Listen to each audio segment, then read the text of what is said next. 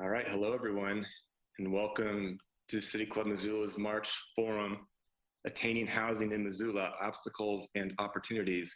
My name is Brett Rosenberg, and I have the privilege of serving as the chair of the City Club Missoula's Board of Directors, and I'm so glad to see so many of you here with us today. City Club's mission is to bring people together to inform and inspire on issues vital to the community through public forums that encourage the discussion of new ideas and the free exchange of thought. We have a deep commitment to civility and civil discourse, even when we discuss very challenging issues. Before I introduce our moderators, some thank yous today. Thanks so much to the University of Montana and Alex Karklins for making these virtual forums happen so effectively. Also, thanks to Missoula Community Access Television, which records our forums as part of their media assistance grants to nonprofit organizations. MCAT serves our community on cable channels 189 and 190. You can also find videos of past City Club forums by clicking the video button on our website, cityclubmissoula.com. Thanks to our sponsors, and in particular those at the executive level. In addition to the university, they are Blackfoot Communications and First Security Bank. Our executive level sponsors are key partners in helping to expand audience access and reliably planning and conducting our forums. We also like to highlight some other sponsors every month. So today we want to recognize the Missoulian and Windfall. Thank you all so much for your support. We are grateful to our very diverse sponsors, and we invite you to join them by going to our website.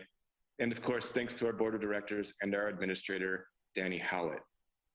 City Club Missoula would also like to acknowledge that we are in the Aboriginal territories of the Salish and Kalispel people, some of whom may be present with us today at our forum. Today, we honor the path they've always shown us in caring for this place and for the generations to come. Our moderator for today's panel is Mike Nugent. A lifelong Missoulian, Mike is the vice president of Berkshire Hathaway's Home Service Montana Properties, helping to provide leadership and oversight of the community's 17 locations across the state. He also represents Ward 4 on the Missoula City Council. Mike was the founding president of the Montana Regional MLS and is a past president of the Missoula Organization of Realtors, as well as a member of several state and national realtor committees. In addition to his real estate career, Mike has long been involved in housing issues, including through service on the Missoula Housing Authority's board and on working groups for the City of Missoula's housing plan, A Place to Call Home. He also has a long history of community and volunteer service, including serving as the current board president of United Way of Missoula County. Mike has bachelor's and master's degrees from the University of Montana. Mike will introduce our panelists, and I will see you at the break for Q&A at roughly 12:20. And until then, I'll turn it over to Mike. Thank you.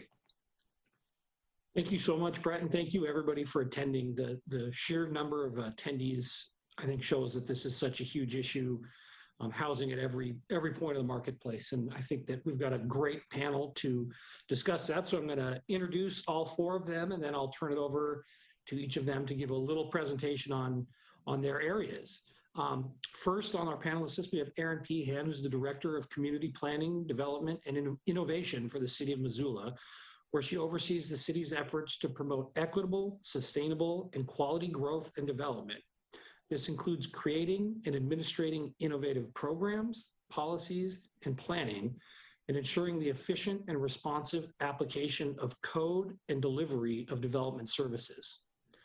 Prior to joining the city leadership team, Eran served for 5 years as executive director of the Poverello Center. She holds bachelor's and master's degrees from the University of Montana, where she also is currently an adjunct faculty member. Next on our panel, we have Emily Harris-Shears, who's the Affordable Housing Trust Fund Administrator for the City of Missoula's Community Planning, Development, and Innovation Department. For over a decade, Emily worked in housing at every level of the crisis response system. She implements the Affordable Housing Trust Fund and other housing policies to work toward the goal of diverse housing solutions for Missoulians. Emily has a master's in social work from Arizona State University with a focus in policy and administration. Next, we have Heather McMillin, a licensed architect.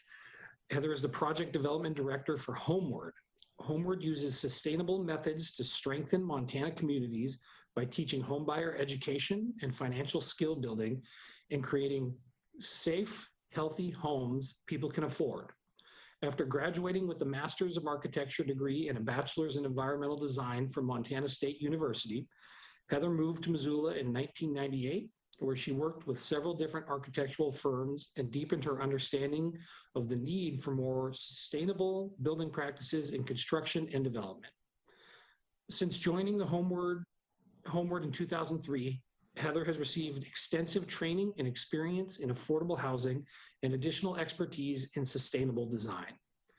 And finally, we have Commissioner Josh Schlotnik, who serves on the Missoula County, is one of Missoula County Commissioners, first elected in 2018.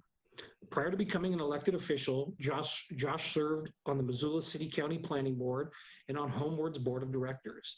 Josh was a lecturer in the Environmental Studies program at the University of Montana from 1997 through 2018, where he co-founded both the Peas Farm and Garden City Harvest. So thank you again to our 4 panelists for giving us their time. And Eran, I will throw to you to start. Thanks, Mike. So as Mike mentioned, my name is Eran Payhan. I'm the Director of Community Planning, Development, and Innovation with the City of Missoula, here to talk to you today about our work, the city's broader work around housing. Housing is one of our key priorities of the City of Missoula, shared by the Missoula City Council, as well as Mayor Engen and all of our staff members across the city. It really was the drive behind the creation of our department, CPDI, which sought to merge our development services, which is responsible for the built environment, the direct application of code and regulation, with what was then our Office of Housing, the entity in the City of Missoula that was really identifying our goals and our values around housing through the creation and adoption of A Place to Call Home, our comprehensive housing plan.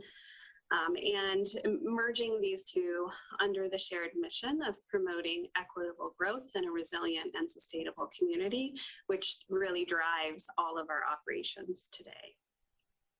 So how is the city elevating housing as a key priority? We have several things underway. First and foremost, a historic investment in a comprehensive code reform effort that the community will be undertaking over the course of the next several years. This comprehensive code reform effort is really looking at everything we do in terms of land use review and development, and how we want to grow as a community to make sure that we have the tools that we need to actualize our goals and to meet the need in the development community. We're working to achieve success through 2 really specific tracks in that code reform effort. One of those tracks will be the creation of what's called a Unified Development Code or Unified Development Ordinance. And without getting into the weeds today, essentially what happens is we have a variety of codes that govern the way you build in the City of Missoula, and those include engineering codes or public works codes, which live in something called Title 12. It includes land use codes and regulations, which live in Title 20, and then a variety of other regulations that live in things like our Parks Manual, for example, in terms of how development supports our broader open space and parks goals. And our goal through a unified development code is to bring all of those regulations into one place, to remove inconsistencies or conflicts that might exist across those different codes, and to create a code that is clear, concise, simple, that's graphic and visually representative instead of thousands of words of legalese that make it really difficult to interpret. So that is one track, really streamlining, creating consistency, creating predictability and ease with a single unified development code. A secondary track is to ensure that our code provides us the tools that we need to actualize our goals. And that occurs through innovations. Again, making sure that we're addressing housing, but not housing in a vacuum, that we're identifying the tools that we need to meet our goals around housing while also carrying our goals around sustainability, around green building, around climate action, around quality of life, and perhaps most importantly around equity. As we grow as a community, how do we grow in a way that ensures everyone has the opportunity to thrive? In addition to this code reform effort, which we'll be launching in the next couple of weeks by bringing a consultant on board to support the community conversation and the work that our staff will be doing around that, we're working really hard on process improvements because at the end of the day, the code is only as good as we're able to implement it both as a team and together as a community. So we're thinking about things like how do we work smarter in an era where staff resources are limited. There was a great piece in the Missoulian yesterday about the labor shortage, and the city of Missoula is not protected from that, that we are dealing with staffing issues, and year over year, the demand for services, especially around land use review and building permitting, has increased dramatically. And so how are we paying special attention to internal process, making sure the least amount of hands are touching each review as possible so that we can be efficient and streamlined throughout that. We're also thinking about how we prioritize. How do we prioritize projects that meet city goals? And how do we make sure that we are getting as many what we call shovel-ready projects in the ground as possible so that the city is not serving as a barrier? Our efforts in this area are paying off, which is great news. In 2020, we worked with the development community to identify the most pressing needs and priorities on the ground in Missoula in the building community. What we learned is that there were hundreds of projects that, again, were what we call shovel ready. So all of the land use review associated with them had been completed and they were just waiting for their building permits to be processed and approved. But they were stuck in the queue. There were just so many in the queue that we were having a hard time getting to them. So at that point in time, again, working with the development community, we made the strategic decision to focus more staff resource and time on getting those shovel-ready projects approved, getting more housing on the ground immediately. And the good news is those efforts have paid off. I'm gonna share a slide really quickly. In 2020, we permitted 1,308 new homes in our community. This represents a 140% increase from the prior year. So again, those prioritization efforts really paid off. The vast majority of those homes are what we call multiple unit homes. So those represent apartment buildings and for sale condos. But we also permitted a growing number of single family homes. So these include single unattached homes, what you think of when you think of a home for purchase in Missoula. Also attached townhomes and backyard homes or ADUs as well, which weren't big in numbers. There were 8 of them, but is a great tool for infill development to address a housing need. So while we did make the strategic decision to prioritize building permits, and in my opinion, it was the right decision based on this 140% increase in homes that we will see on the market within the next year, there were losers in this situation, and we want to be upfront about that as well. Other types of land use review got less attention, things like rezones, as our staff were focusing more on this building permit process. And rezones and other land use activity is essential because it ensures we have a strong pipeline of new building permits that will be coming in the next year and in years to come. So this year, our focus is to work hard on balancing the issuance of building permits while also making sure that we're focusing on that pipeline. More good news to report, though, that even with less of a focus on land use activity last year, the pipeline remains incredibly strong. In 2020, through a variety of land use review activities like rezone, subdivision, annexation, we created a strong pipeline of new homes for years to come. Each of the numbers on the screen represent a future home or an apartment building that will be permitted and constructed over the next several years. And these include numbers upward of 1,000 new homes through subdivision creation, about 300 new homes through annexation, as well as about 27 new homes through the townhome exemption process. And I do want to note that these numbers only represent the development of homes for projects that require land use review. And so these numbers don't include the hundreds of homes that get built every year as what's called infill projects. So they get built on lots throughout the city of Missoula that are already appropriately zoned, or are vacant, and contractors and developers can just directly submit a building permit and build. And so in that sense, this only represents a fraction of that pipeline to come. And with that, I'm going to turn it over to my colleague, or perhaps back to Mike, to introduce Emily Harris-Shears. Either is fine. Emily, you're up next. So Eran threw it to you. Why don't you go right on? Great, thanks. That's a really good primer. Thanks, Eran. It was nice to know I didn't have to cover any of that. So I'm going to share my screen. And, oh gosh.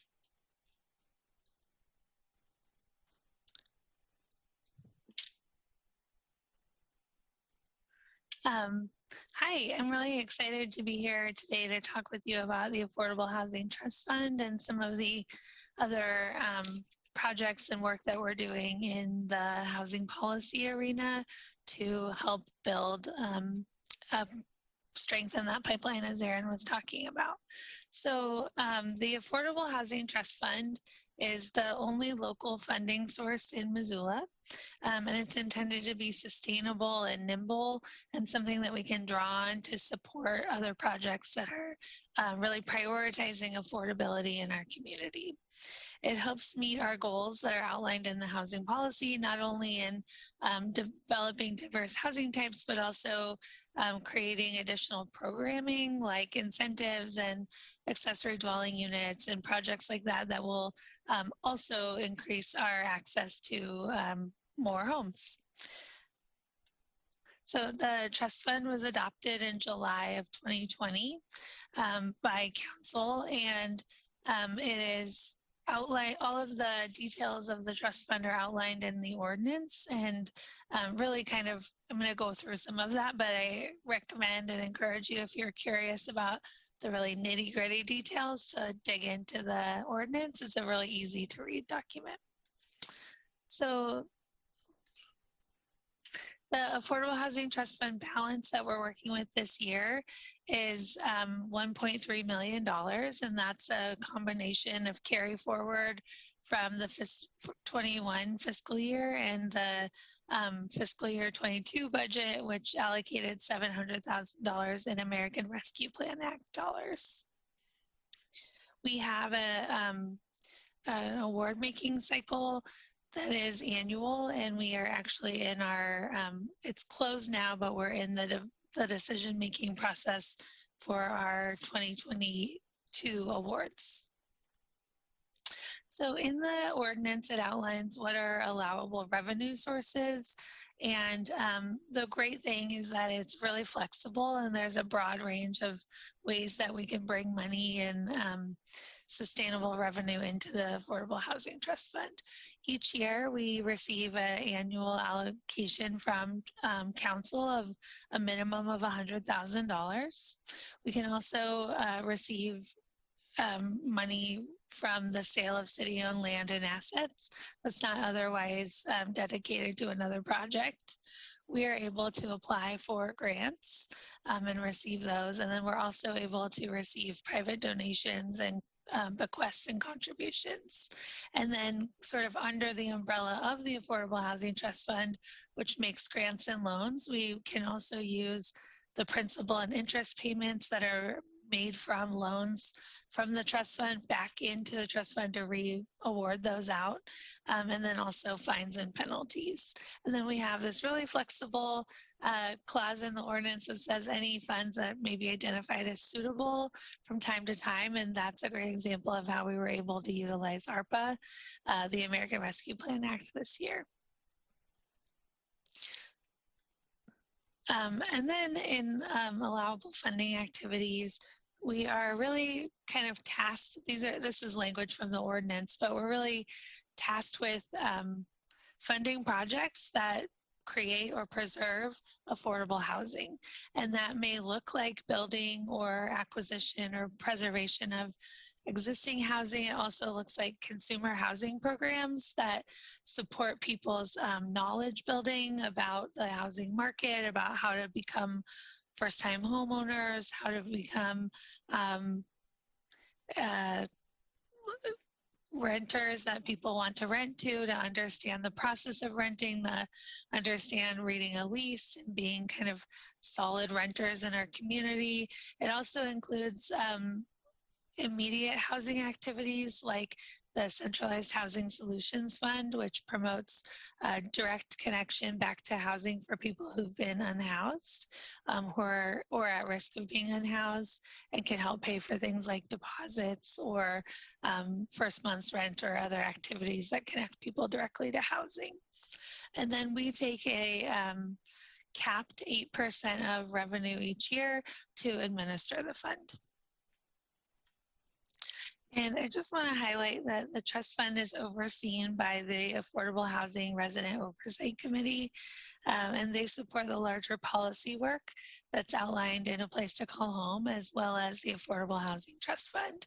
And their oversight looks like approving the policy manual each year and setting the annual allocation plan, but the oversight committee is not responsible for making direct award decisions. We do that through a staff scoring committee.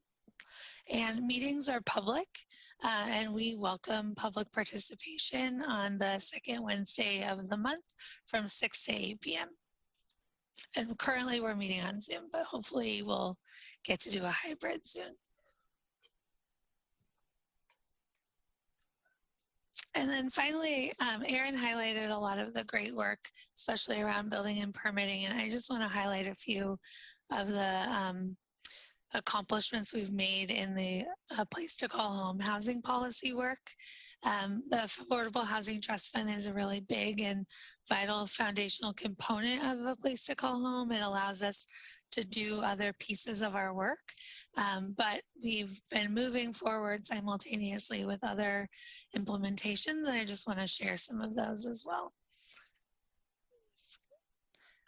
So we've created a landscape assessment, which gives the community data about people's housing needs and experiences. It helps us understand the market, and it helps inform what we allocate and prioritize in the trust fund.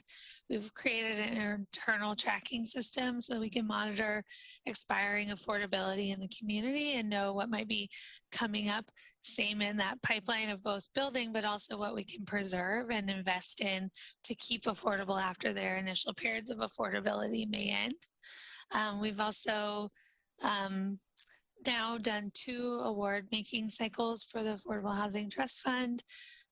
We've been working through land banking strategies and partnering with Berquist development on the Reed and Row condominium development to ensure 20% of the units in that project are affordable.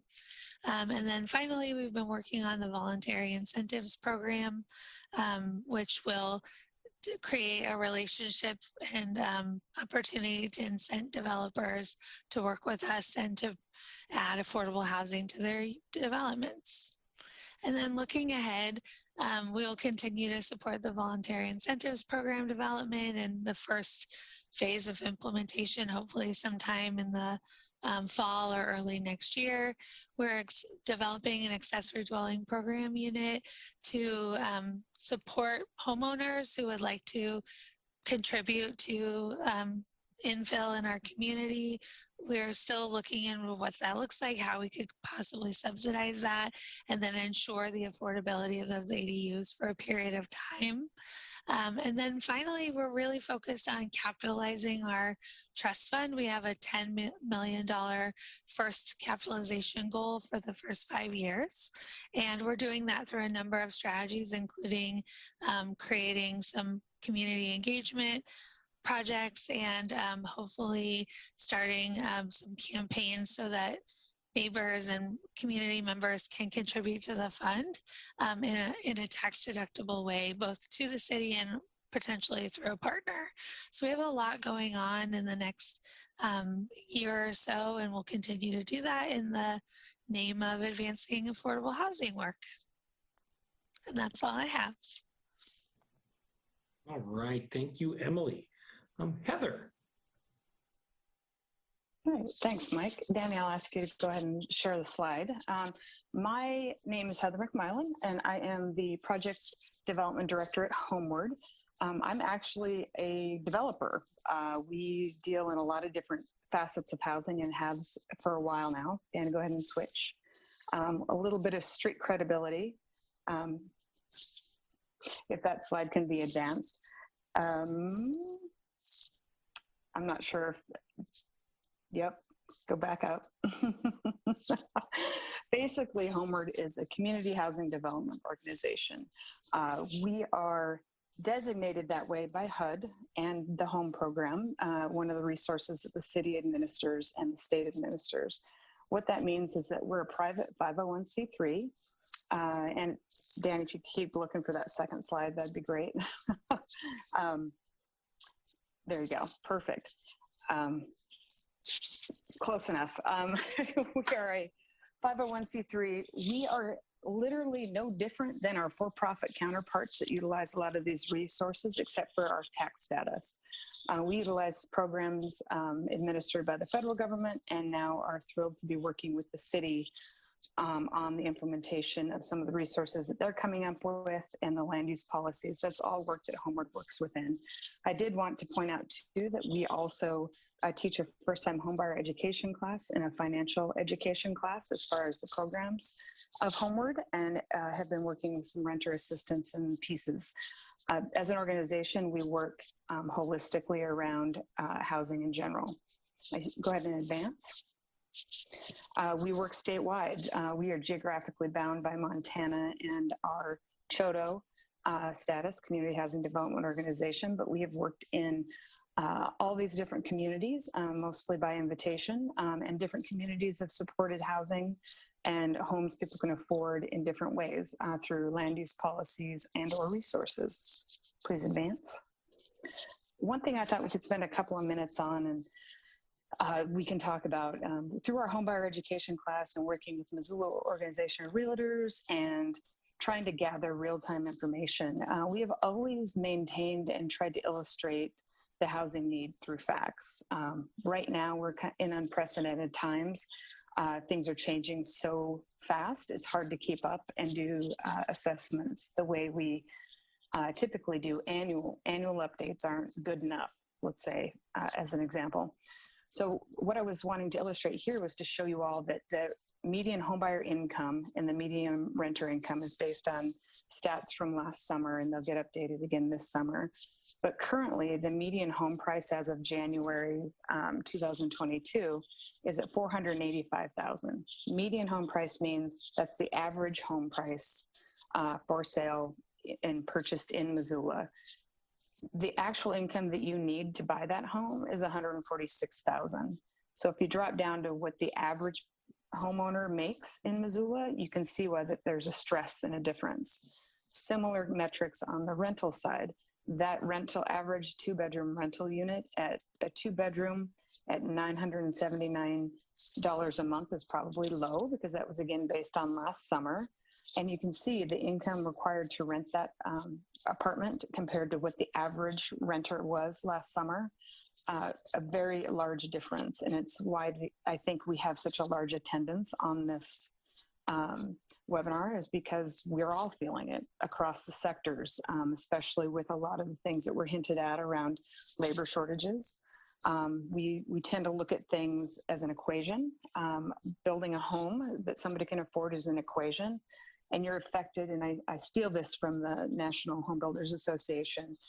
The cost of that home is affected by laws, lumber, labor, lending, and land, all 5 things. And in a typical world, 5 things, of those 5 things, maybe 2 or 3 are difficult, and the rest is manageable.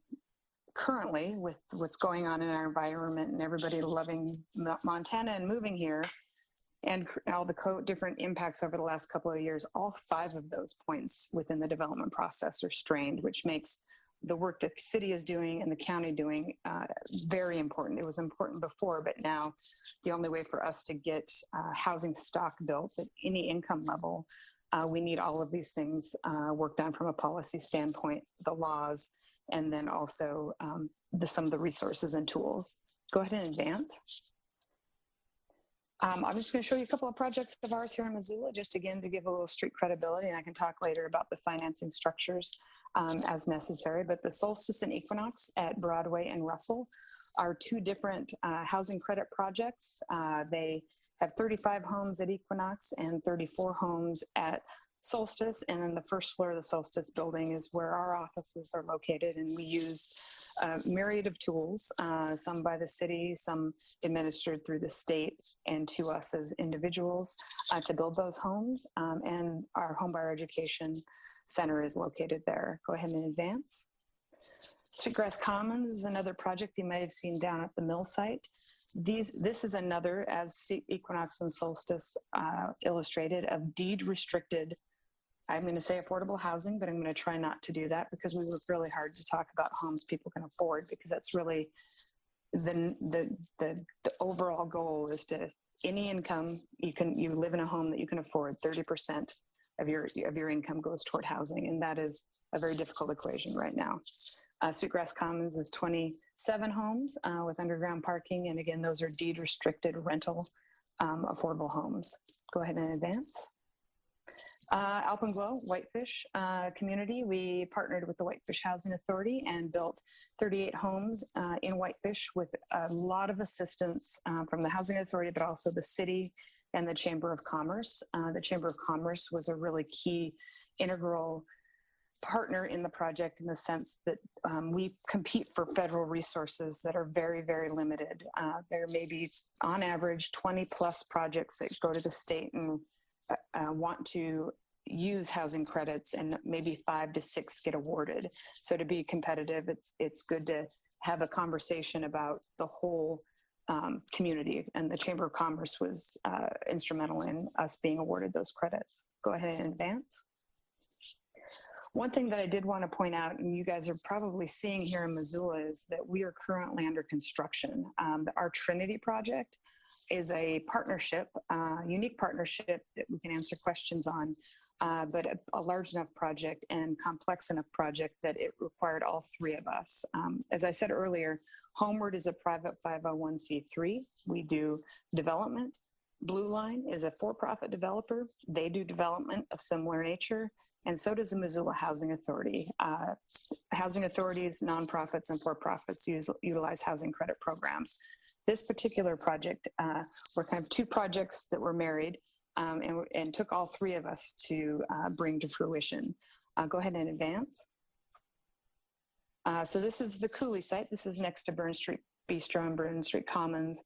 It is an entire city block, but the Coulee project contains 72 homes, and they are currently under construction and won't be available until end of 2020 into 2023. We have 4 buildings, 2 larger multifamily type apartment buildings with interior corridors, but then we have 12 townhome apartments that are walk up and kind of drive in. Go ahead and advance. This part of the project over on Mullen was thanks to a donation from land by the county. It is more complex. There's 100 workforce homes being built in the larger portion of that building.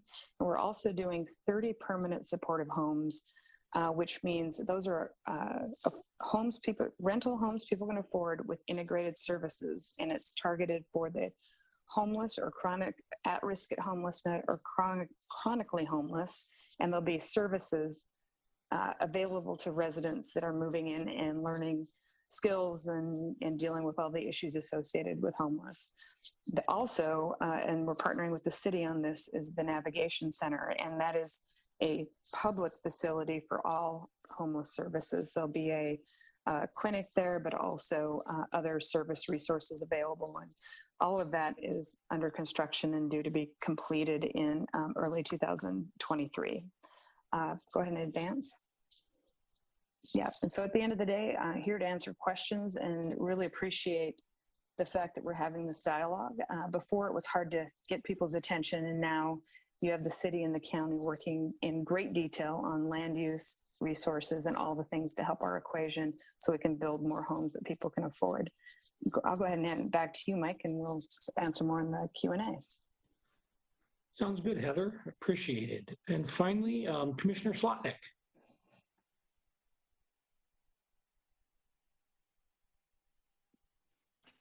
Thanks a lot, Mike. Thanks to everybody for tuning in and for all the other folks that have shared their thoughts today.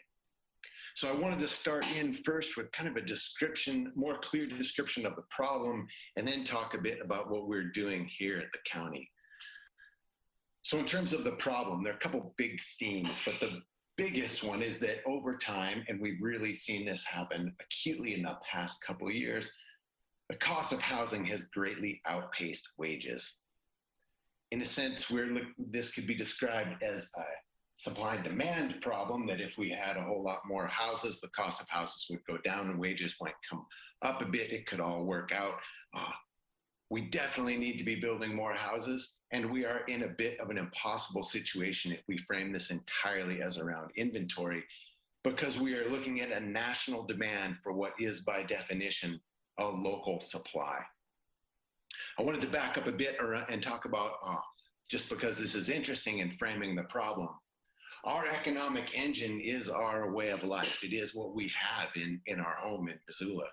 Easy access to beautiful public land, a happening, vibrant local culture, a prosperous economy, a thriving liberal arts college, and a great airport. You can get anywhere from here too.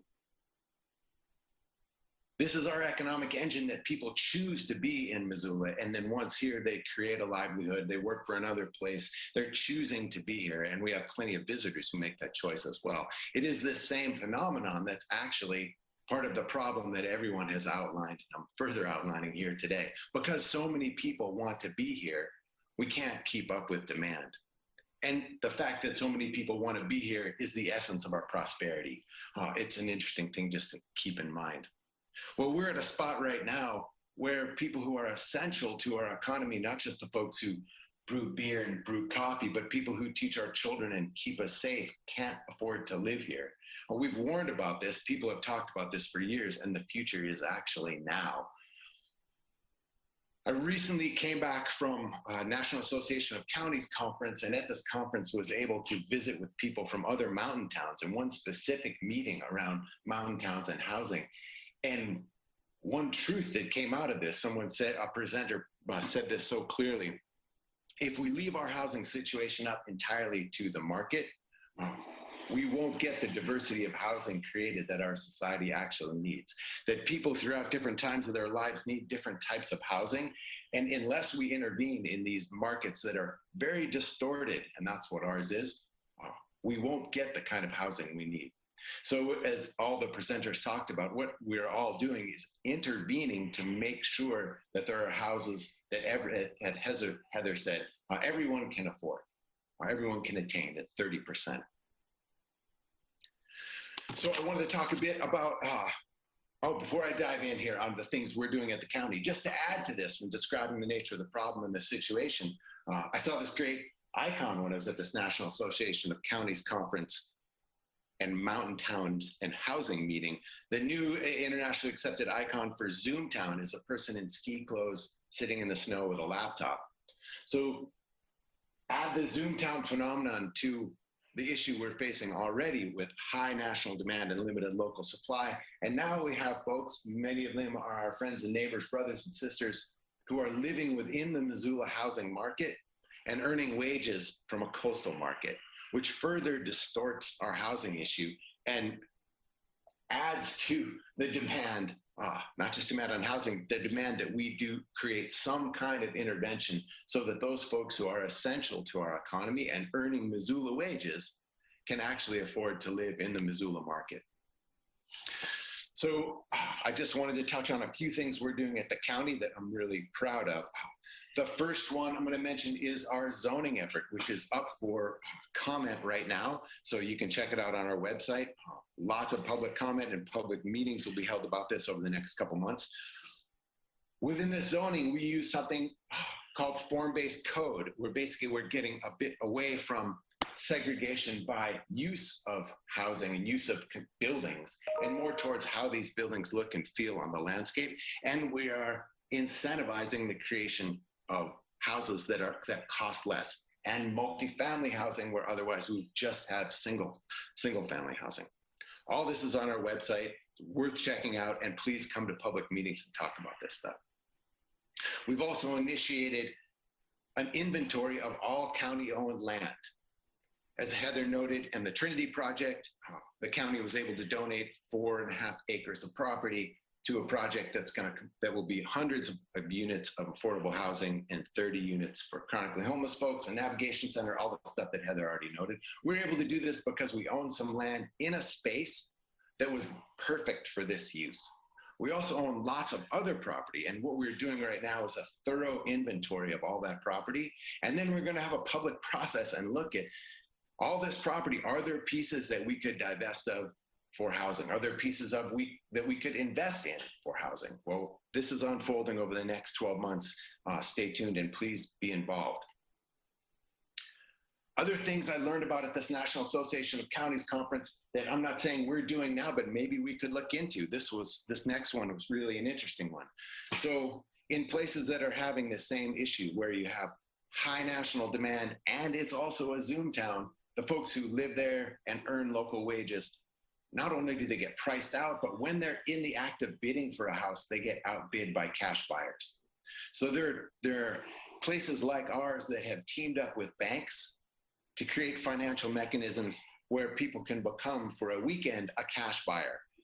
It's a complex mechanism, but it does exist, and it's something we really want to look into so that people who are living in Missoula and earning Missoula wages can actually compete for Missoula houses. And right now that is falling away.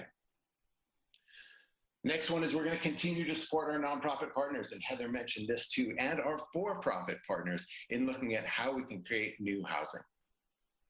And I'm hoping for new and creative ideas on this coming soon, new projects coming soon. The last one is one Mike knows a lot about because he's been a bit of my partner in crime in talking about this. We're working hard at this at Missoula County, a new tool for us recently unleashed in Big Sky, Montana. And I'm going to talk for a few minutes about this really because I'm most excited about it. It's the use of a deed restriction. And Heather mentioned this on some of their rentals. Basically, a deed restriction is attached to the title of a house and it follows the life of a house through transfer. If you sell, the deed restriction remains. So here's the tool that we're looking at. We're considering offering the owner of a house that's 120% of median value, 10% of their value, of that value right now, in trade for a deed restriction that caps appreciation at 5% per year. So imagine if we do this 10 years out, a house has only increased 50% as opposed to the skyrocketing increase we've seen right now. Hopefully, over time, if we cap appreciation, wages begin to actually keep pace with the appreciation of a house. So for 10% of the cost of a house, we can create affordability instead of building a new one. Now, that doesn't mean we're not going to keep on building new ones and doing all, we aren't at the county, but keep on doing all we can to create new housing inventory. So we're moving forward looking at this deed restriction tool where not only would we cap appreciation, but we would also limit purchase of these houses to a pool of folks. That specific pool would be people who earn wages in Missoula County. Given that we're attempting to create housing attempting to create a wedge in the market for people who live in Missoula, but also work in Missoula. As right now, those folks are being outpaced by people who are bidding from outside our community and people from inside the community who are earning coastal wages. So we'll hope to have this idea more fully fleshed out by summertime and available for all kinds of public comment. And really excited that we're working on these efforts and really excited to work with all the partners on this call. So thanks a lot, Mike.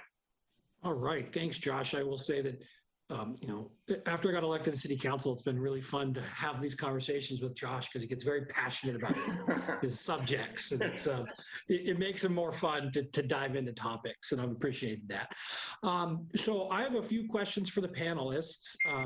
So if you're in the audience and you have questions, you can start thinking about those, and in a few minutes, we'll talk a little bit more about how to submit those. But Eran, I'm going to start with you.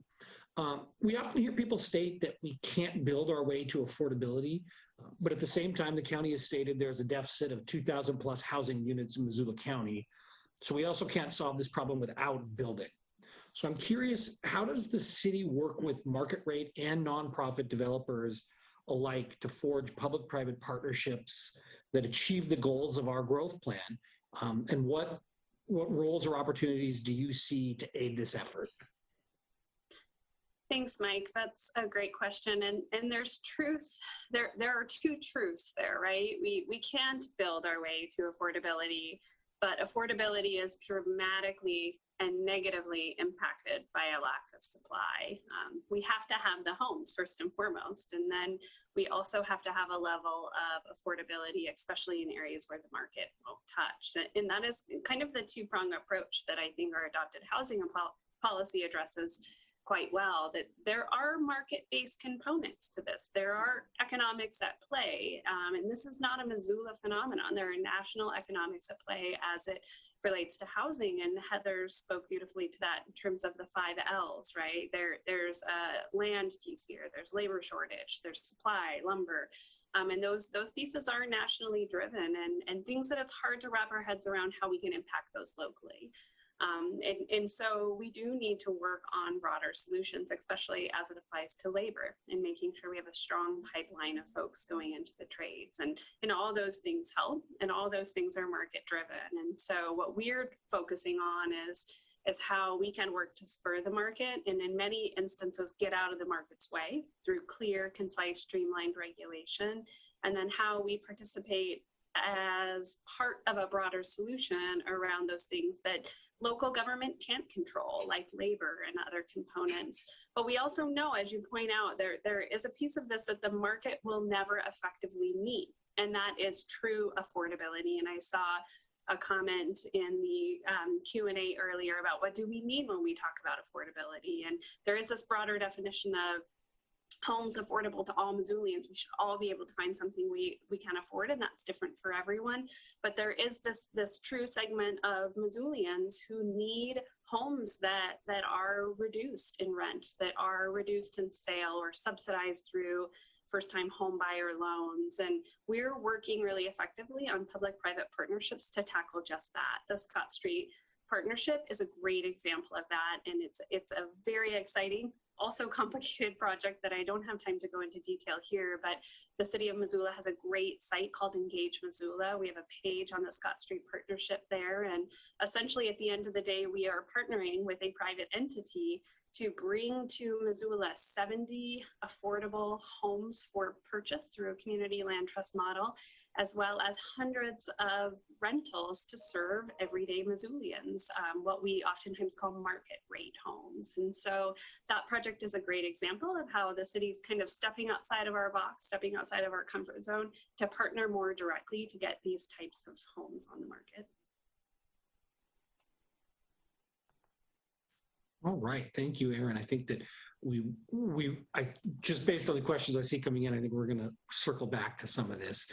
Heather, I'm going to ask you a quick one too, just for a little bit more education before we open it up to the group.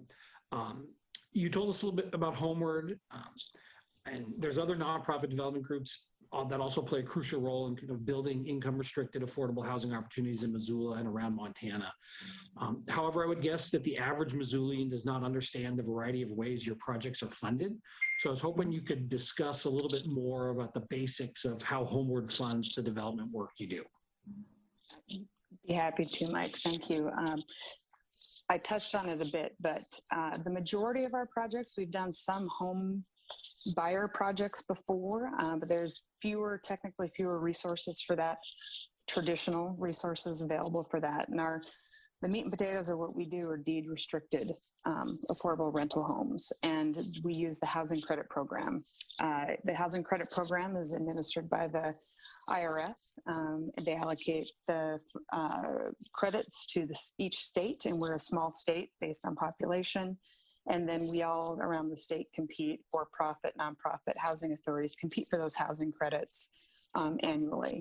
Those housing credits are then sold to an investor, and it's a program that's been in place since the 90s. Those housing credits are sold to, say, U.S. Bank or other development eligible investors, syndicated, put into a partnership. We bring in we use that equity up front to build, and those investors get a tax credit for the next 10 years for maintaining that. That's a very simplified version. The other pieces to that, because it's the competitive round I talked about, the 9% tax credit is something we can only get 5 or 6 projects currently on the ground each year, which is nothing compared to the need.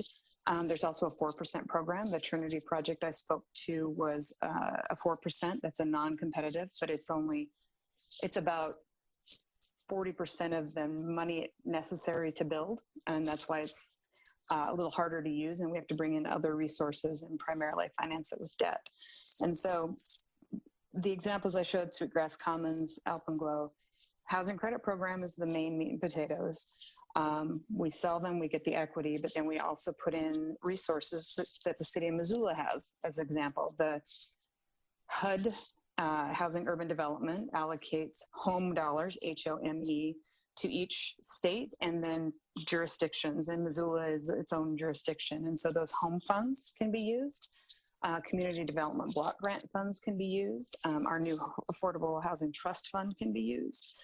All of those soft funds can be put into the partnership to help build the bricks and mortar. And the housing credit program, 9% example, about 70 to 80% of the cost is covered by tax credits. And so we, just like our for-profit partners and housing authorities, we develop and then we earn revenue, developer fee off of those projects. And that's what keeps our doors open and funds our programs and staff. When I talked about the 4 Ls, why things are challenging, and thank goodness we were working in the city of Missoula on the Trinity Project with the COVID impacts hitting everything along the chain. The federal government made some changes to the IRS program that were good long-term, but they devalued the credit. They said, okay, you can have all these extra credits.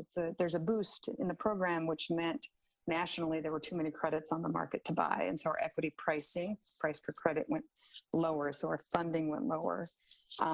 We had to find other soft funds. So the resources the city's working on and the land donation was critical for that project to come in. And then also navigating labor and material has been a special joy lately because now they're both on fire, and we're trying to navigate how those projects are delivered. And so the offset of all the acronyms I just used and there's a few other, Federal Home Loan Bank has an affordable housing program. Those are grant resources that we can get and have put into projects. All of those come with restrictions, and the restrictions come at, and why you can be assured that if we're proposing a project or utilizing these resources, we're committing to 46 years of affordability with the Montana Housing and their credit program, is that we are deed restricted. There's a title encumbered. If we go away, this still stays affordable, and we can only charge what are annually updated rents. And they are calculated on the area median income individuals. And for Trinity example, Missoula County will issue income limits, and those income limits will derive rent limits. And those rent limits are 30% of those median income individuals. And so we're at 60% area median income and below, 60, 50, 40. And on the permanent supportive homes that I mentioned, there's other resources in the mix, state housing trust funds, but those are 30% area median income and below. So the more resources we put in, the more complex we make it for property management, long-term management, but we are forced to only charge that amount of rent, which is great because that's the benefit. The long-term trade-off is that you get lower rents and it's maintained. And so that's a crib note version of how those projects work, and I'm happy to answer questions around that. But it's causing anxiety on our front because we want to be able to help address the need between 60% area median income and higher, because we have resources that address the lower income targets, and then market is addressing. Usually there's a gap of that middle income, but right now in Missoula, it's this big. And the Affordable Housing Trust Fund was crafted by all of us, for-profit, nonprofit, bankers, that we want to target up to 120% area median income. So that's a benefit that resource gives, is that we can go higher targets. But that's the challenge, is that we're missing that middle. And all of us may be in our homes right now we're all facing, if we move, there's equity challenges. So just seeding, maybe some additional conversation around that.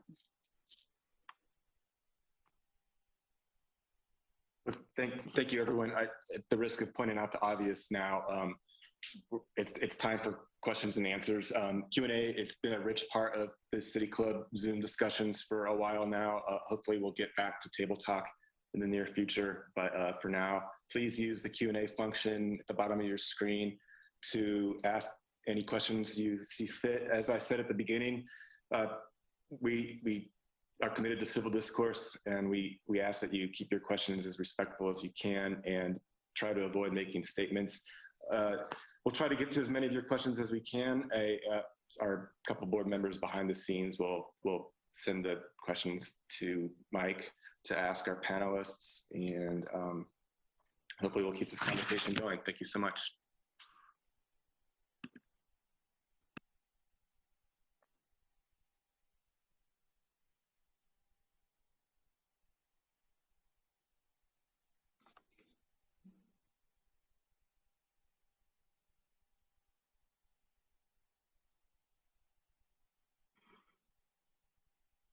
Sorry, I lost connection, so I was going to throw to Brett to talk about Q&A if you can hear me.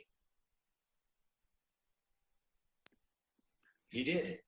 You're up. Please go ahead, and you should be seeing questions now coming to you. Yeah, sorry, I got kicked out of the Zoom right in the middle of being the moderator, so apologies. The first question that kind of came through is one that Heather already started to touch on a little bit, and that was how do we define affordability? And that came from Larry Chase. So Heather, you've already touched on this a little bit, but I don't know if Eran or Emily wants to add a little bit to that. How do we define affordability in this conversation?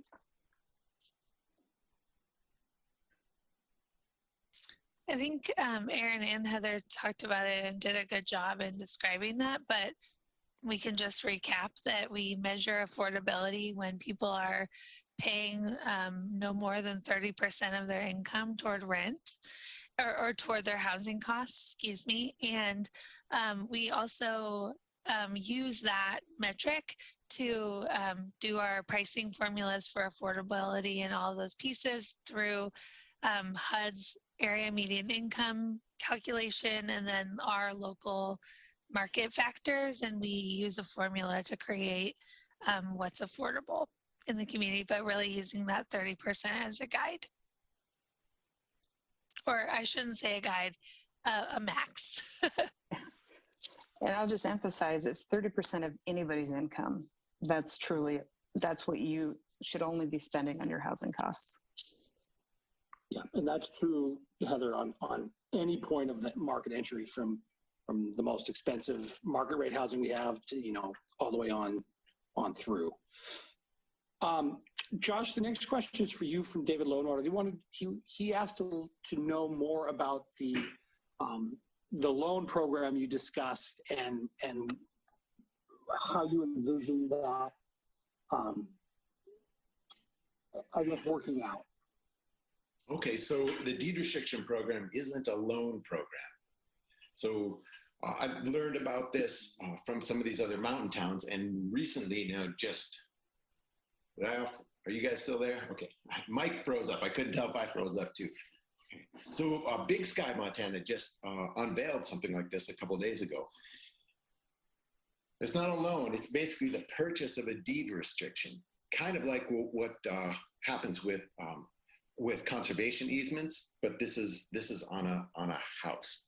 So the way it would work would be that the city or county would get together. In this case, it would be the county purchase a deed restriction from a homeowner. That means that now that there's an appreciation cap put on that home. So the house will only go up 5% a year from now on. As Heather mentioned, those deed restrictions are attached to the house. And then the pool of people who could buy the house would be limited to those whose work address is actually in Missoula. And this is happening in Vail, Crested Butte, and now in Big Sky. Some of these places have put more of an emphasis on rental properties and making rentals available for workers. Some places have put more of an emphasis on capping appreciation and making houses available to folks who live in that area, who actually work and have a work address. Yeah, one thing I'd add, Josh, to help illustrate what you're saying is that you're going to give money, cash, to individuals who own homes, and then you'll cap it at 5%. Correct. The average house price in Missoula in between 2020 and 21 went up 30%. So what you're doing is you're saying you can only appreciate that much. So you're limiting your future sale, but you're getting cash as that you're buying that. Right. The appreciation's limited to 5% a year. So it's kind of a long game. It's not like instantly that house is now attainable. But if you look out over a 10-year horizon, that house has gone up 5% a year over 10 years. If you look back the past 10 years, our houses have hockey stick skyrocketed in the multiple hundreds of percent. So it is a long game, but it's also really low cost compared to the construction of new housing. And I say that not saying this happens to the exclusion of the construction of new housing. This is in addition. This doesn't take away from any efforts. And on the construction of new housing piece, I really wanted to mention that the biggest thing I feel like we can do in local government is to create infrastructure so development can follow. And we're doing this on a scale that I think has never been done in Missoula County in the Swatupcane or the Build area, which eventually could hold up to 20,000 Missoulians. We're in the act of creating what could be essentially a whole new town. And this is through investing nearly $17 million of money into infrastructure, sewer, water, road grid, arterial road grid in an area that right now is greenfield. And unfortunately, this is needed tomorrow, and it's going to take 20 years to build out. And that has everything to do with all of the L's that you mentioned. All right. Thank you, Josh, and thank you, Heather, for joining in as well. We have two kind of questions that I'm going to combine because they're good. First, Representative Danny Tenenbaum said that Walla Walla, Washington recently legalized fourplexes everywhere within the city limits. Can Missoula do that too? And would you exempt any neighborhoods? And then we have a question submitted anonymously from a user that said, when multifamily units are shoehorned into the various valleys in Missoula, is there any kind of safety review related to egress in the case of wildfire or other disaster, such as an earthquake? Eran, I'm going to start with you, but then Josh, I want to get your opinion as well. Thanks. Yeah, I'll start with the latter question first. So there is a pretty extensive review against what is called the Urban Wildlife Interface Plan. And so we do have a specific plan that the county and the city participate in that looks at that wildland interface, which includes wildfire. And this is a growing issue, not just in our community, but communities across the nation, especially in the Rocky Mountain West, in terms of how we grow and how we consider that adjacency to wildlands, which are more at risk for wildfire. And so that is a consideration that is that occurs with every single development we do along that wildland interface. So there is a process for that.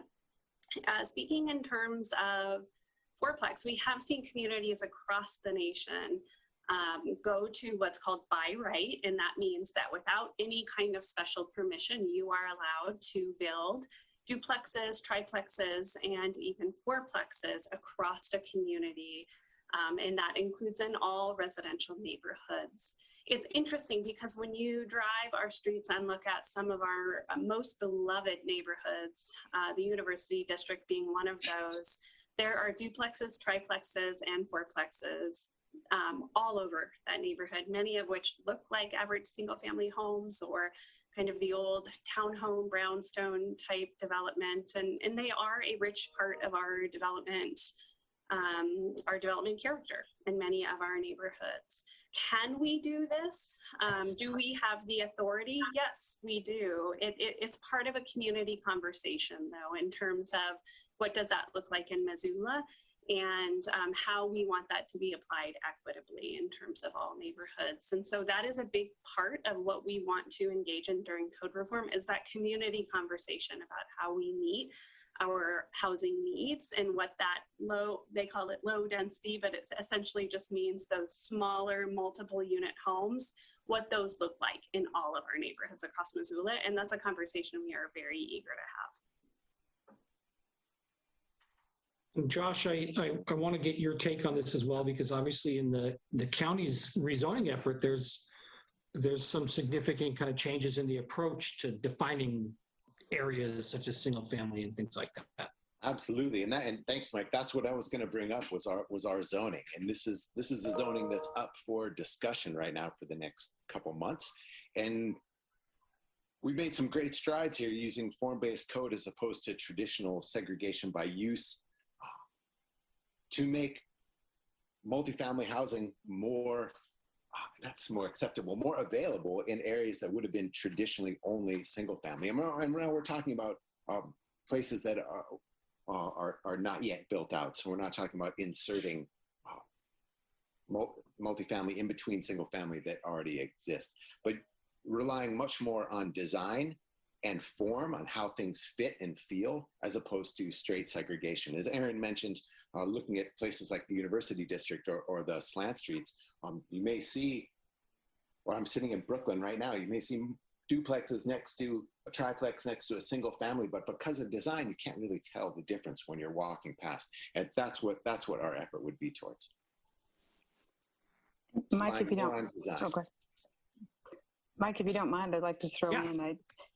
Absolutely. I think that those two questions are related, and it's complex. And I'll say right out, open space is just as important as housing development in my world. Our economic lifeblood is open space, and our ag land is important. And so how we grow matters. And so the pieces that we're talking about, back in the day, when we tried to illustrate this working with Five Valleys Land Trust, there was kind of a hiccup, and a lot of work has happened in the last years around zoning at the county. Thank goodness they were already ahead of the curve before COVID and the impacts happened, but also the city has been looking to reform as well, is that the archaic way of doing development was to let me as a developer go out somewhere and build a multifamily or one house per acre development. I drag infrastructure out there, and we have to plan our growth.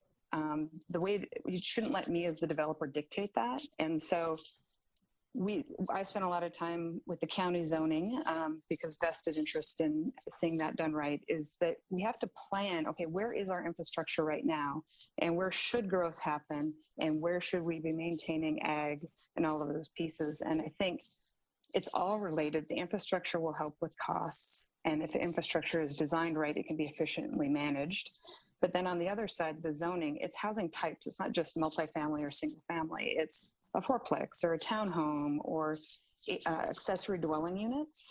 Those are why you like the university. The irony is that they have all of those different housing types, and we haven't had those in code for a while. And so now being able to, the different types, shared lot lines, those will help make the homes more attainable. And it's market rate needs to help. We as nonprofits and for-profits using housing credits, we all need to help in how we build. And so I think it's really important that, those are very good questions, and it's all interrelated.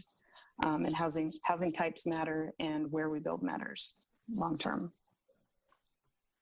Yeah, thanks, Heather. And you're definitely right that it's every sector of the market. And I think that one thing that often kind of gets overlooked in the Missoula housing scene is how important churn is.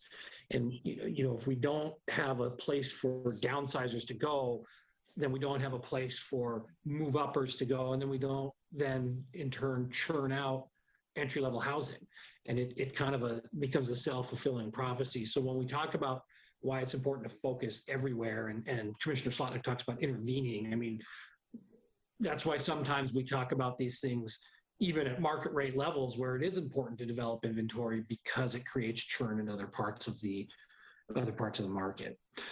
Next question we have is from Nancy Picard, who asks, please address the problem of properties that have become Airbnb or VRBOs. How many properties have been removed from the market to generate income for the owners, and how can we limit this phenomenon? I don't know who wants to tackle this, but I'll call on a few of you if nobody jumps up. So I could say a little bit at the county in our new housing action plan was a recommendation, and this is something we're going to do. We're going to have to come up with a way to inventory actually what's out there because we don't know right now. We're pretty limited by the state as to what we can do at the county. The city has a lot more latitude, but we first best thing we're going to do is find out how many of them there are that are out there, and then we'll go from there. I wish we had more latitude. I think the city does, though. Maybe Eran can speak to that. Yeah, we do have a little more latitude, and we're actually already underway in that process of inventorying our current Airbnb or VRBO or vacation home market right now. So we're gathering data. It's a pretty complex project because, as some of you who have booked an Airbnb know, when you go on Airbnb, you don't get an address, right? And so those sites are not always forthcoming, but we're working with a data firm to create a good inventory that cross-references all sites and tries to get to that number for us. And what we hope is that data gathering process, that inventory, will help inform our next steps. The city of Missoula does have policy and code around this. We have what's called the Tourist Home Ordinance that does have some basic requirements for vacation rentals in our community, but we've already got that ordinance on the books. And so what that means is when we have this inventory complete, we'll be presenting the findings from that to the Missoula City Council, and that we can say, now we know where our baseline is, and we can start to assess how this is impacting the market, and then make smart decisions about how we move ahead with policy changes. I think Eran and Josh do a good job of illustrating how they have to look at it as a jurisdiction. And on the flip side, of course, nothing is that simple. I had a project manager at Homeward that built one in their backyard. And that's part of the mechanism that they got to move in the cycle of housing. They moved to a bigger home for their family, and that's a revenue generator so they can afford the property overall. And so it's not that simple. And so I think there'll be an interesting conversation once we can assess how do you allow it in a way that isn't having that extreme impact, I guess, for lack of a better term. I'm glad you said Heather, that. I think, go ahead, Josh. Oh, I was just saying, I'm glad you said that because for a lot of people, having one or even part of their house is a way that they can remain in their house. So, It's how I afforded my first home. I rented my basement. It's a great point. It's a great point, Heather, and it's something that I think that we hear. And, we also sometimes have to be careful about unintended consequences too, because we are an economy that relies quite a bit on the healthcare industry, and that isn't necessarily, people come to town and stay for different reasons. And I think that we need to have a good, thorough conversation about that. I'm looking forward to Eran sharing that with the city council in the future. All right, Josh, the next question we have is from Rosalie Cates, who asks, how will you document eligibility for the program that is aimed at Missoula County wage earners? And what does the home buyer get? And that's similar to another question we have that kind of said, what would be the incentive for the home buyer to? Got it. Okay, so help me make sure I hit all the pieces on this when you can. So what does the home buyer get in the tentative? And I'm saying our program right now is in the formation stage. So this isn't happening tomorrow. We're actively working on this though. Homeowner would get 10% of the value of their home right now in cash, in trade, for a deed restriction that caps appreciation to 5% a year and limits the pool of potential buyers to those whose work address is in Missoula. So what does the homeowner get? They would get 10% of the value right now. That's plenty of incentive. If your house is worth $450,000, you could get $45,000 right now, and you could use that for whatever you want. So there was another piece to it, but I knew if I started launching, I would forget. How will you document the eligibility for the program that's aimed at Missoula County wage earners? Okay. So the way this is done in other places, Vail, Crested Butte, and now Big Sky, the person who wants to buy or rent, for us it's only going to be buy, at least initially. They would have to show the county or whatever nonprofit is our partner in managing this that they are actually one member of their household is working in Missoula 30 hours a week. at least 30 hours a week. That's if you want to be a pool of buyers, you have to meet that. As for the other end, if you want to sell, and we're calling it an affordability easement, which is a catchy name for this deed restriction. If you wanted to sell one to us, you would have to show us through an appraisal that your house was worth 120% of median home value or less. So we're not doing this on really expensive homes. All right, thank you.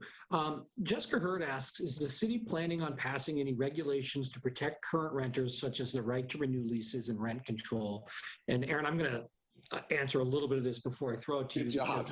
You know, we received a legal opinion on this, and most of the basically the state legislature has said that cities can't interfere in private contracts between parties.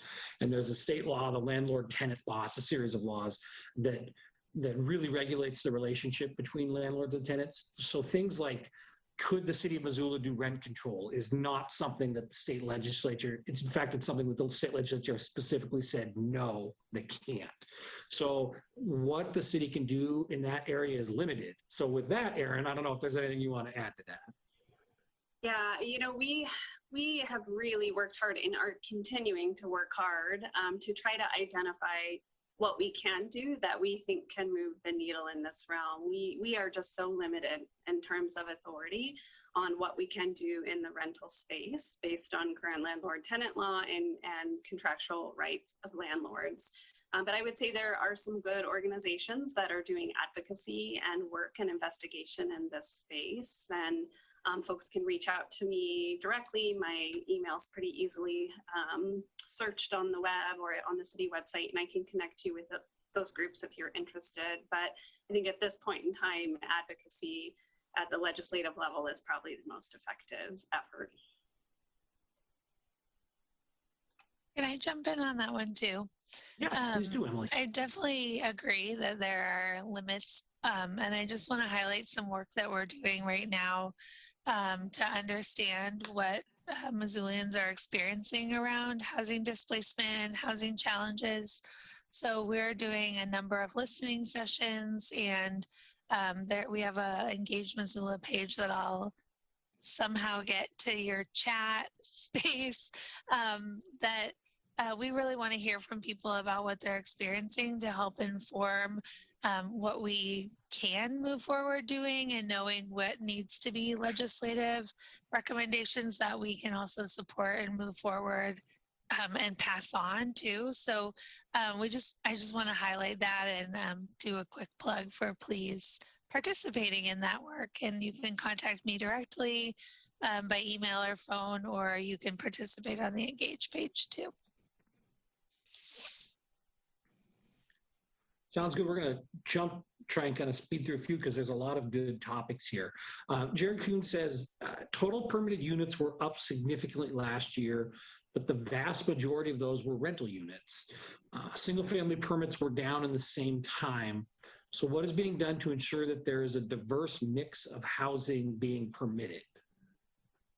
That's a really great question. And again, there's a regulatory piece to this and there's a market-based piece to this. I think what we are seeing is that with the exceptionally growing cost of land, that developers are hedging their bets and they're building more multifamily housing, which is rental properties as opposed to single family homes.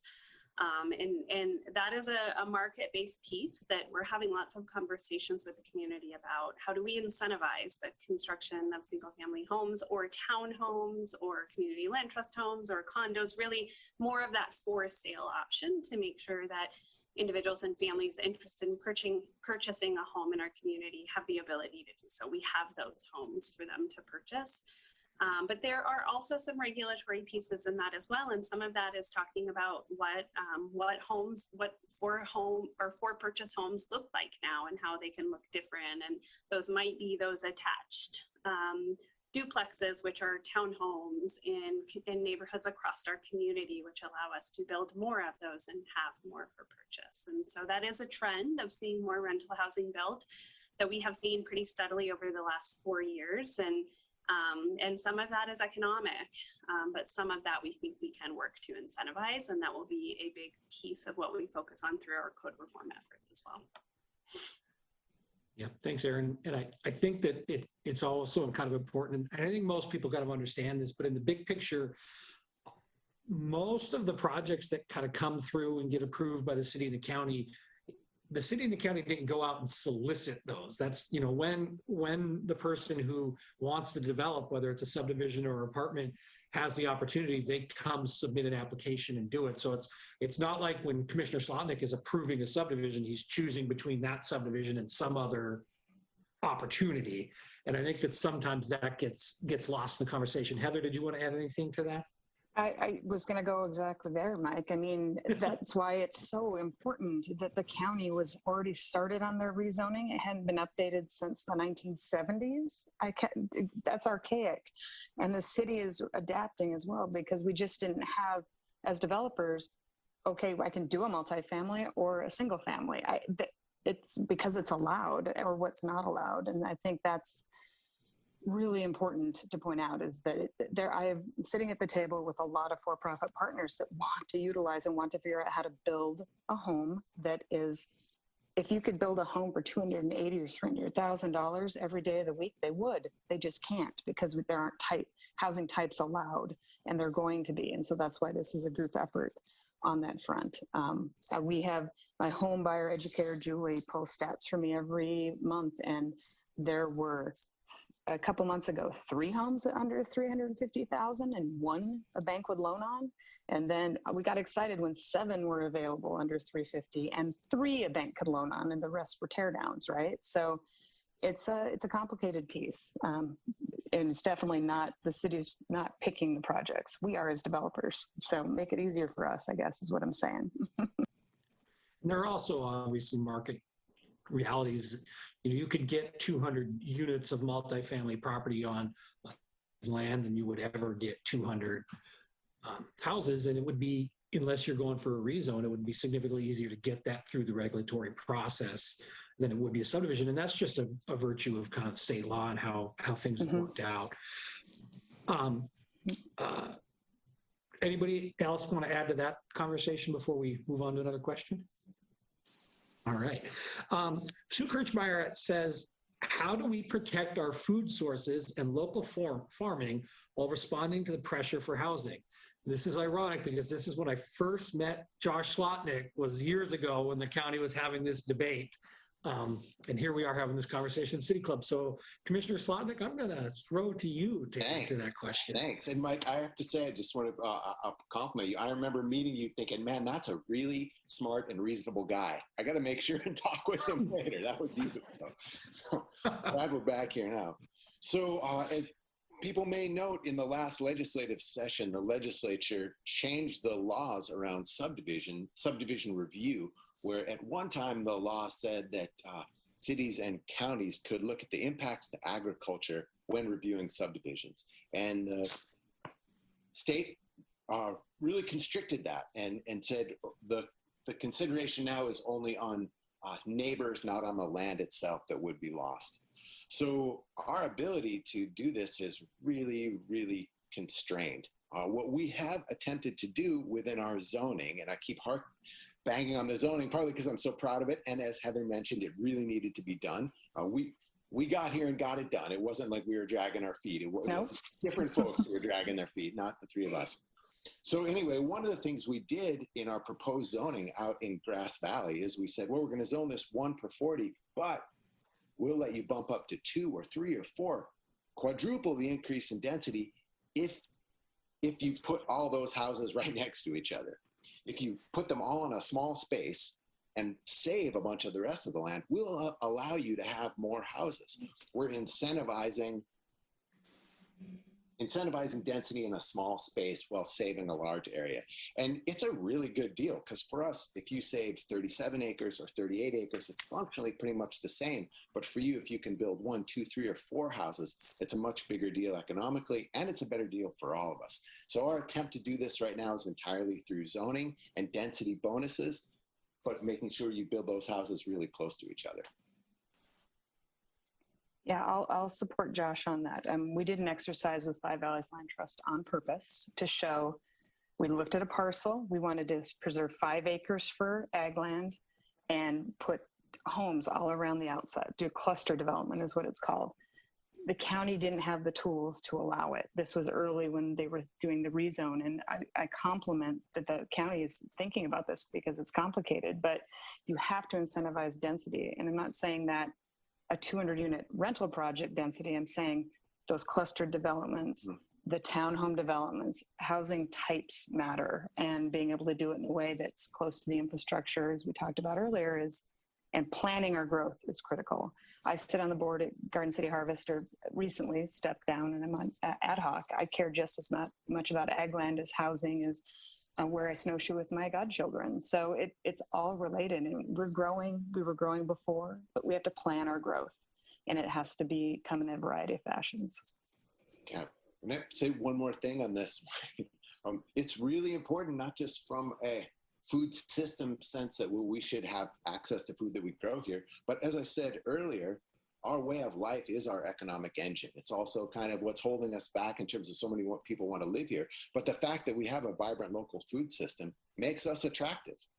When people are choosing places to live, that's one of the criteria some people use, and a good enough amount of them that it actually really matters. And I'm glad I was trying to stay away from a cluster because I was trying to not make it, but I'm glad you called it what it is. So, and I'm proud that we're incentivizing with density bonuses, cluster development on ag land. Great. There's a couple questions in here. We're running up on the end, so I'm going to ask one and then probably answer it and then move to the next one. But maybe Heather or Eran or Emily can quickly give us a stat on this. I don't know. They said, an anonymous person says, do you know what percentage of rental units are managed by property management companies? And can the city or county regulate excessive application fees charged by those groups? The second part, no, we cannot. But the first part, do any of you have any idea? I don't. I don't, and I think we have a hard time understanding it as well because there's not necessarily an easy way to track it. I mean, our deed restricted affordable homes are just different, and those are very, very highly regulated. We get the money, so we regulate, so you know where those are. But I think it's really hard. The open market rentals are hard to assess. It's a good question. Yeah, I would agree, and Emily might have more on this, but we've struggled with that data as well. We do have several large property management companies. There isn't a single entity. There is the NARPM, which is the National Association of Property Management. There is a chapter here, and they do gather some data, but there are just so many small scale landlords here, and we don't have a good way of capturing that information. And just for a little bit of history, I don't know if it was a lawsuit or a state legislature change of law, but at one point in the past, the city of Missoula actually tried to have landlords register as businesses, and that got either thrown out in court or shut down by the legislator immediately. So some of these things, you'll notice a theme here. It's not from a lack of trying, but there are some walls that are put up outside of this platform. And then the last question before we turn it back over to our chair and end this good conversation.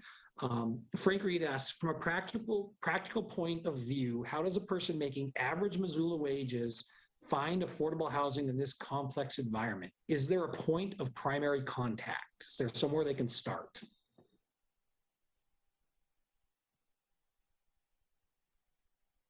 Not all at once here. It's a tough one. So like everybody, go ahead, Emily, because we all struggle with this. Go for it. Yeah, I mean, it's true. We do struggle with it. I think, no, the short answer is no. And there are, programs and projects that are restricted, like Homeward and using Tamarack properties and knowing to sort of start there. But it does really take sometimes someone knowing kind of the landscape. So can I quickly shout out where I volunteer, the Housing Advocates Network that works with people who are looking to return to housing or at risk of losing their housing, and pairs people with advocates who can help navigate the system. And it's a really important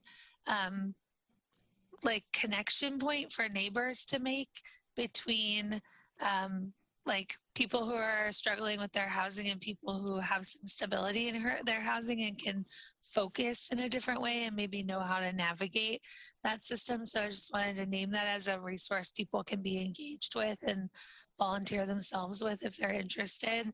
But it is something that's really hard if you're just getting started and you haven't used it before. And I would be remiss if I didn't point out that Homeward does and has for years, the first time homebuyer education. Taking that class gets you prepared to know what you can afford, right? That literally what is your income in your equation, and there's some resources available. And we also hear through the grapevine or help directly market rate partners on, there's projects out on Mcmillan proposed, there's the Scott Street Homes. I mean, there are resources actively being developed to hit some of those price point targets. So just be prepared as a buyer. Know what you can, be ready for the loan and what you can afford. 30%, again, can't harp on that enough, but that class has been a huge resource across the board for a lot of people over the years. Yep, and I think that has to be the last word, but I would just second that the home buyers education classes that Homeward does are phenomenal. And, you know, if you are a private landlord who's interested in learning more about accepting Section 8 vouchers or things like that, you can reach out to the Housing Authority as well. I mean, there are several different great resources. There may not be one individual one, but there are lots of places to start. Emily, Heather, Josh, Eran, thank you all so much for your time. Brett, I'm sorry, we're 1 minute past the hard stop. I hope we're not stressing anybody out. Thanks so much for letting us have this conversation. It doesn't look like anything is shut down on us, so we're okay for another few seconds. Again, to the panel, Eran, Emily, Heather, Josh, thank you so much. Mike, thanks for your moderating duties. Great work. And I think it's safe to say that we could probably have a panel like this every month, and it would be as well attended and have as many good questions as this time around. It's such a big issue.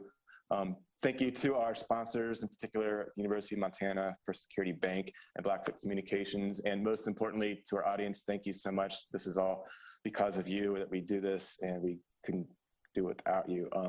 Please join us on April 11th for our next forum entitled State of the Community 2022, Building a Future for All of Us. It will be on Zoom, so check our website and Facebook page for registration information. We hope to be back in person in June, so stay tuned for information on that. And that's that. Thank you so much, everyone. Thank you.